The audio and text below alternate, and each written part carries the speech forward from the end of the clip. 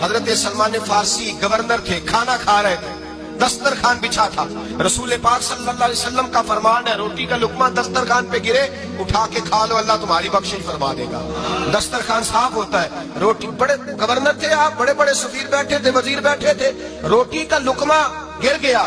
آج تو لوگ فیشن میں عزت ڈھونڈتے ہیں نا، وقار ڈھونڈتے ہیں کہ میں جدید دنیا کے ساتھ مل جاؤں۔ دیکھو عزت کس بات میں، حضرت سلمان فارسی روٹی کھا رہے تھے، سفیر وزیر نہ جانے بڑے بڑے لوگ بیٹھے تھے، کھانا کھاتے کھاتے لقمہ گرا دسترخوان پہ، حضرت سلمان فارسی نے سمیٹا، منہ میں رکھا، پھر انگلی مار کے دسترخوان صاف کیا۔